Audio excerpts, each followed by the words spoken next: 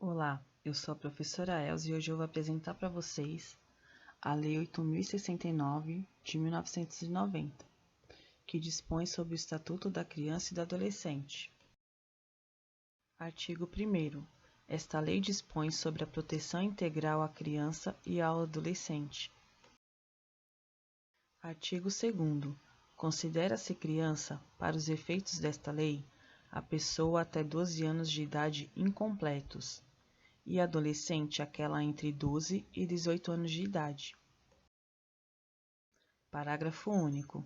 Nos casos expressos em lei, aplica-se excepcionalmente este Estatuto às pessoas entre 18 e 21 anos de idade. Artigo 3º. A criança e o adolescente gozam de todos os direitos fundamentais inerentes à pessoa humana, sem prejuízo da proteção integral de que trata esta lei, assegurando-se-lhes, por lei ou por outros meios, todas as oportunidades e facilidades, a fim de lhes facultar o desenvolvimento físico, mental, moral, espiritual e social, em condições de liberdade e de dignidade. Parágrafo único. Os direitos enunciados nesta lei aplicam-se a todas as crianças e adolescentes, sem discriminação de nascimento, situação familiar, idade, sexo, raça, etnia ou cor, religião ou crença, deficiência, condição pessoal de desenvolvimento e aprendizagem, condição econômica, ambiente social, região e local de moradia ou outra condição que diferencie as pessoas, as famílias ou a comunidade em que vivem. Artigo 4º. É dever da família, da comunidade, da sociedade em geral e do poder público assegurar com absoluta prioridade a efetivação dos direitos referentes à vida, à saúde, à alimentação, à educação, ao esporte, ao lazer, à profissionalização, à cultura, à dignidade, ao respeito, à liberdade e à convivência familiar e comunitária. Parágrafo único. A garantia de prioridade compreende: primazia de receber proteção e socorro em quaisquer circunstâncias, precedência de atendimento nos serviços públicos ou de relevância pública, preferência na formulação e na execução das políticas sociais públicas, destinação privilegiada de recursos públicos nas áreas relacionadas com a proteção à infância e à juventude. Artigo 5º. Nenhuma criança ou adolescente será objeto de qualquer forma de negligência, discriminação, exploração, violência, crueldade e opressão, punido na forma da lei qualquer atentado, por ação ou omissão, aos seus direitos fundamentais. Artigo 6º. Na interpretação desta lei, levar-se-ão em conta os fins sociais a que ela se dirige, as exigências do bem comum, os direitos e deveres individuais e coletivos, e a condição peculiar da criança e do adolescente como pessoas em desenvolvimento, do direito à liberdade, ao respeito e à dignidade. Artigo 15. A criança e o adolescente têm direito à liberdade, ao respeito e à dignidade como pessoas humanas em processo de desenvolvimento e como sujeitos de direitos civis, humanos e sociais, garantidos na Constituição e nas leis. Artigo 16. O direito à liberdade compreende os seguintes aspectos: ir, vir e estar nos logradouros públicos e espaços comunitários, ressalvadas as restrições legais. Opinião e expressão. Crença e culto religioso. Brincar, praticar esportes e divertir-se. Participar da vida familiar e comunitária, sem discriminação. Participar da vida política, na forma da lei. Buscar refúgio, auxílio e orientação. Artigo 17. O direito ao respeito consiste na inviolabilidade da integridade física, psíquica e moral da criança e do adolescente, abrangendo a preservação da imagem, da identidade, da autonomia, dos valores, ideias e crenças, dos espaços e objetos pessoais. Artigo 18. É dever de todos velar pela dignidade da criança e do adolescente, pondo-os a salvo de qualquer tratamento desumano, violento, aterrorizante, vexatório ou constrangedor. Artigo 18-A. A criança e o adolescente têm o direito de ser educados e cuidados sem o uso de castigo físico ou de tratamento cruel ou degradante, como formas de correção, disciplina, educação ou qualquer outro pretexto, pelos pais, pelos integrantes da família ampliada, pelos responsáveis, pelos agentes públicos executores de medidas socioeducativas ou por qualquer outra pessoa encarregada de cuidar deles, tratá-los, educá-los ou protegê-los. Parágrafo único. Para os fins dessa lei, considera-se castigo físico, ação de natureza disciplinar ou punitiva, aplicado com o uso da força física sobre a criança ou adolescente que resulte em sofrimento físico ou lesão, tratamento cruel ou degradante, conduta ou forma cruel de tratamento em relação à criança ou adolescente, que humilhe ou ameace gravemente ou ridicularize. Artigo 18b. Os pais, os integrantes da família ampliada, os responsáveis, os agentes públicos executores de medidas socioeducativas ou qualquer pessoa encarregada de cuidar de crianças e de adolescentes, tratá-los, educá-los ou protegê-los que utilizarem castigo físico ou tratamento cruel ou degradante, como formas de correção, disciplina, educação ou qualquer outro pretexto, estarão sujeitos, sem prejuízo de outras sanções cabíveis, às seguintes medidas, que serão aplicadas de acordo com a gravidade do caso: encaminhamento a programa oficial ou comunitário de proteção à família, encaminhamento a tratamento psicológico ou psiquiátrico, encaminhamento a cursos ou programas de orientação, obrigação de encaminhar a criança a tratamento especializado, advertência. Parágrafo único. As medidas previstas neste artigo serão aplicadas pelo Conselho Tutelar, sem prejuízo de outras providências legais. Do direito à educação, à cultura, ao esporte e ao lazer. Artigo 53. A criança e o adolescente têm direito à educação, visando ao pleno desenvolvimento de sua pessoa, preparo para o exercício da cidadania e qualificação para o trabalho, assegurando-se-lhes igualdade de condições para o acesso e permanência na escola. Direito de ser respeitado por seus educadores. Direito de contestar critérios avaliativos, podendo recorrer às instâncias escolares superiores.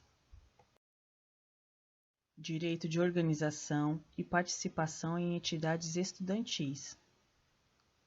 Acesso à escola pública e gratuita, próxima de sua residência, garantindo-se vagas no mesmo estabelecimento a irmãos que frequentem a mesma etapa ou ciclo de ensino da educação básica. Parágrafo único. É direito dos pais ou responsáveis ter ciência do processo pedagógico, bem como participar da definição das propostas educacionais. Artigo 53-A.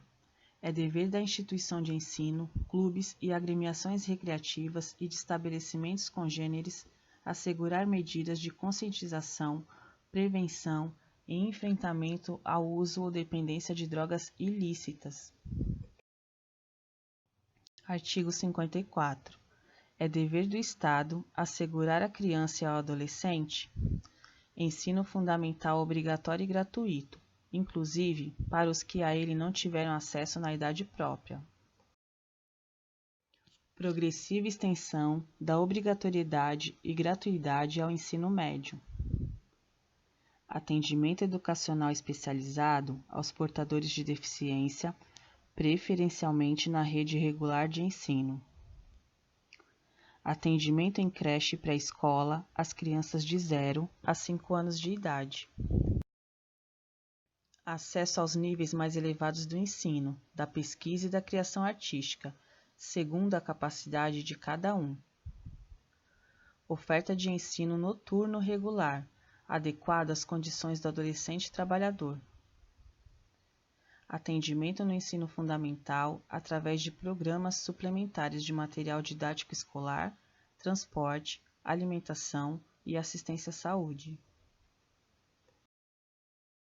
Parágrafo 1º. O acesso ao ensino obrigatório e gratuito é direito público subjetivo. Parágrafo 2º.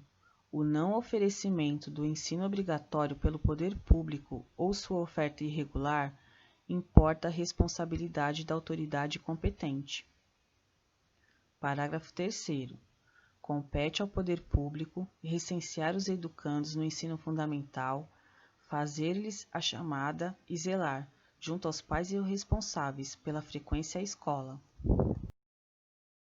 Artigo 55. Os pais ou responsável têm a obrigação de matricular seus filhos ou pupilos na rede regular de ensino. Artigo 56. Os dirigentes de estabelecimentos de ensino fundamental comunicarão ao Conselho Tutelar os casos de maus tratos envolvendo seus alunos,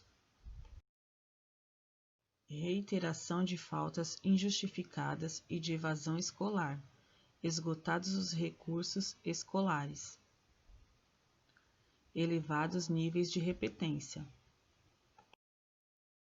Artigo 57.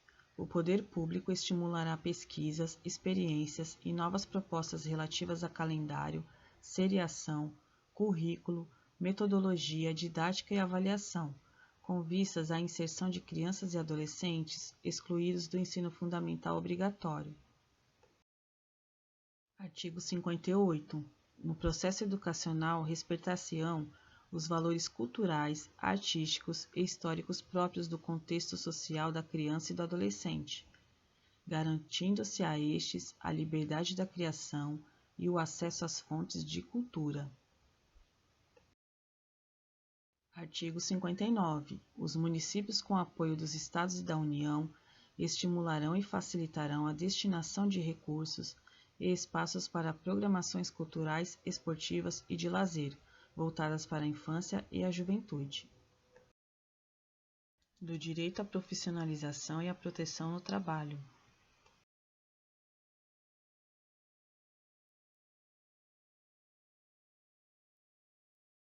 Artigo 60.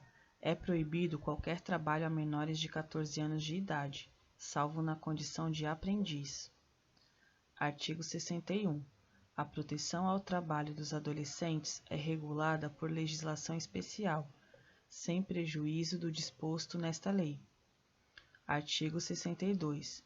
Considera-se aprendizagem a formação técnico-profissional ministrada segundo as diretrizes e bases da legislação de educação em vigor.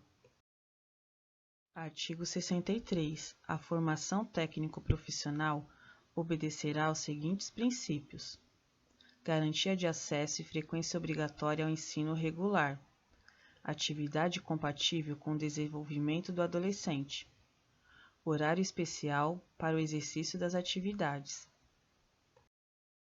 Artigo 64. Ao adolescente até 14 anos de idade é assegurada a bolsa de aprendizagem. Artigo 65. Ao adolescente aprendiz maior de 14 anos são assegurados os direitos trabalhistas e previdenciários. Artigo 66. Ao adolescente portador de deficiência é assegurado trabalho protegido. Artigo 67.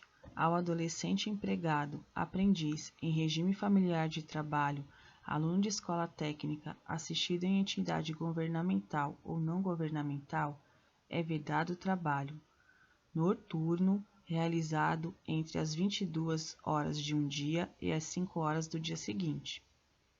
Perigoso, insalubre ou penoso. Realizado em locais prejudiciais à sua formação e ao seu desenvolvimento físico, psíquico, moral e social. Realizado em horários e locais que não permitam a frequência à escola. Artigo 68. O programa social que tenha por base o trabalho educativo, sob responsabilidade de entidade governamental ou não governamental sem fins lucrativos, deverá assegurar ao adolescente que dele participe condições de capacitação para o exercício de atividades regular remunerada. Parágrafo 1º.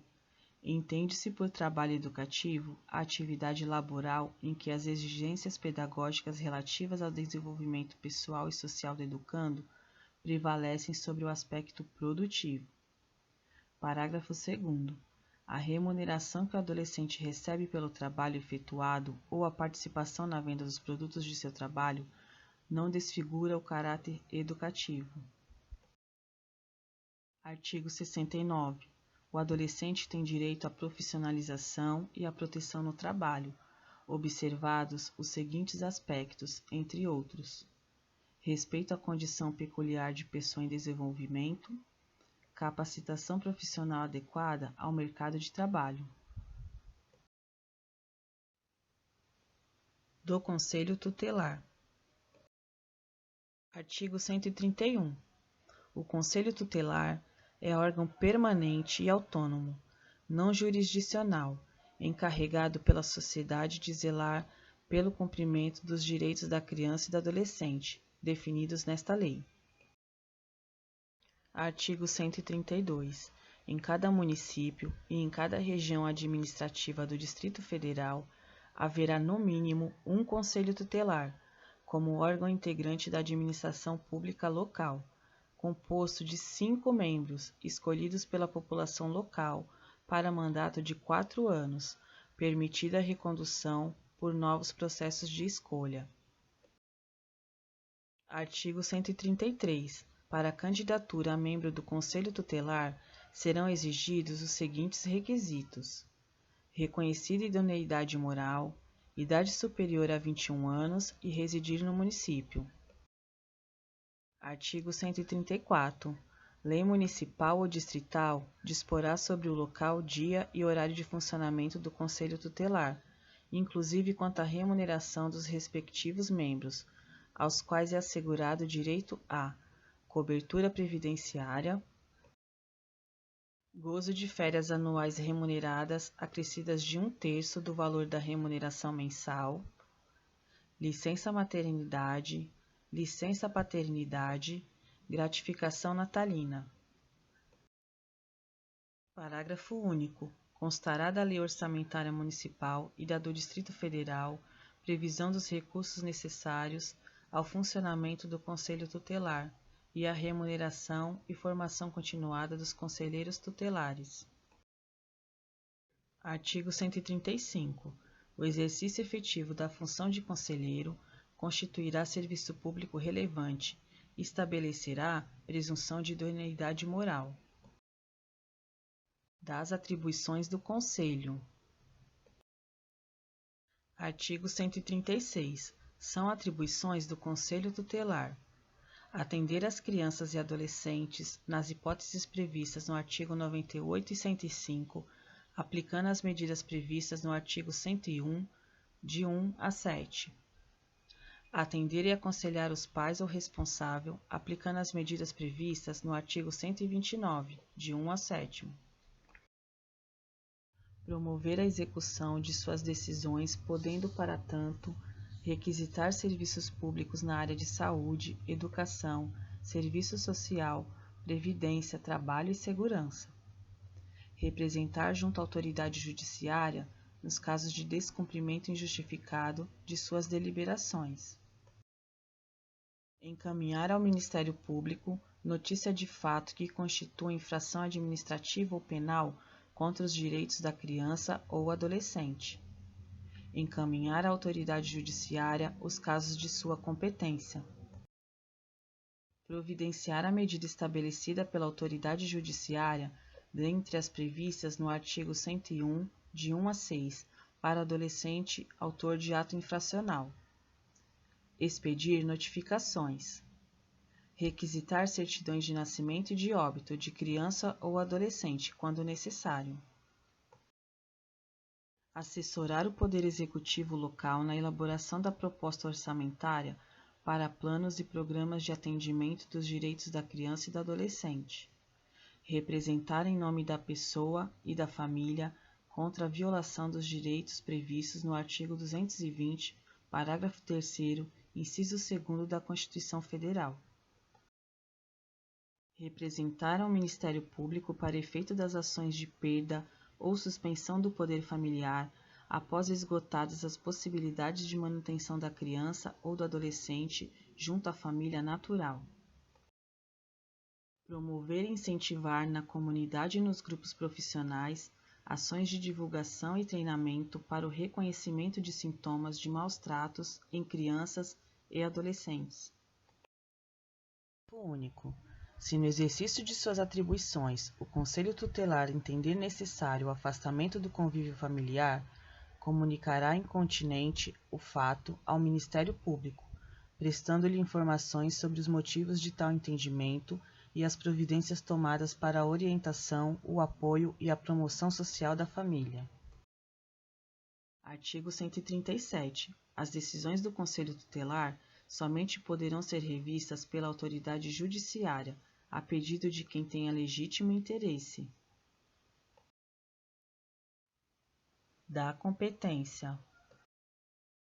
Artigo 138. Aplica-se ao Conselho Tutelar a regra de competência constante do artigo 147.